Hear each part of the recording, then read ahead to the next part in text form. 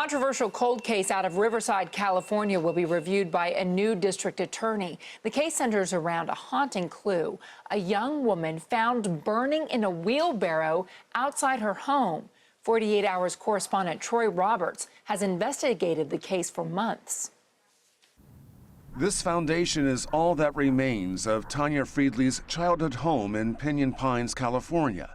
On September 17, 2006, it burned to the ground.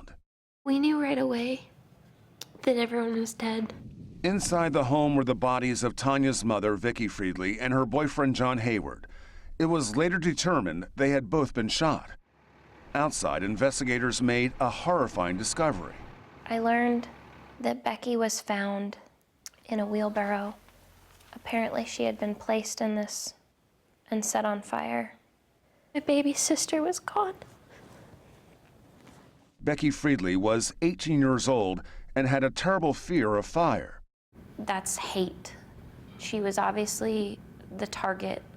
Information from Becky's friends pointed towards her ex-boyfriend Robert Pape and his friend Christian Smith.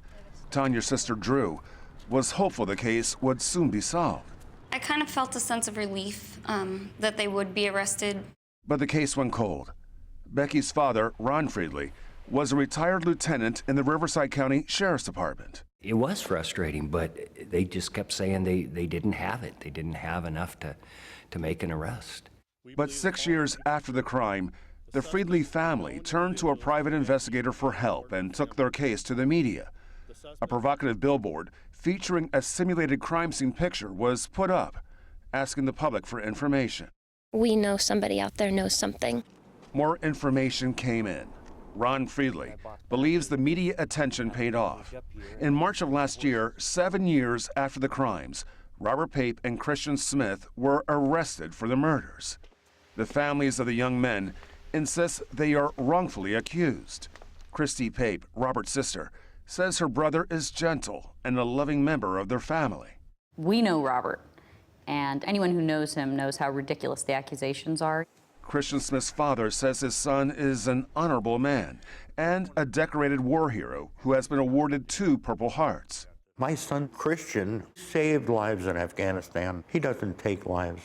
The case seemed to be headed to trial, but then this past October, a bombshell out of an Indio courtroom today. The charges were abruptly dropped against the 2 men.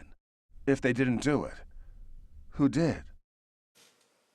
Troy Roberts joins us now. So why were the charges dropped? Contessa, I wish I could give you a satisfactory answer to that. The DA's office, this was like a lot of egg on their faces. The DA's office didn't really want to work with us at all about this. All they said was there was an unspecified legal issue that came up during the grand jury proceedings that led to the dismissal. That's all they would say. And because grand jury proceedings are typically secret, right, it's hard to get access to those records. Right.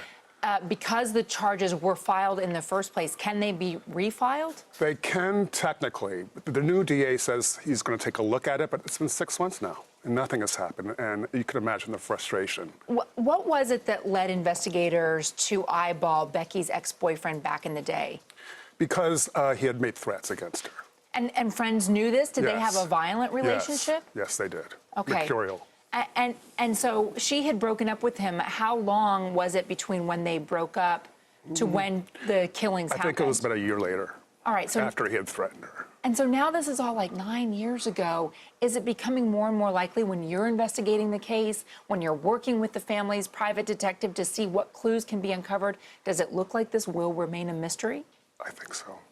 This Sadly. is such a tragic case. More on the story coming up. 48 Hours correspondent Troy Roberts, thank you so much for joining me. Thank you. Don't forget to catch a double feature of 48 Hours tomorrow night. Troy's full report, Murder in Pinyon Pines, airs at 9, 8 Central, followed by Fall from Grace at 10, 9 Central, only on CBS.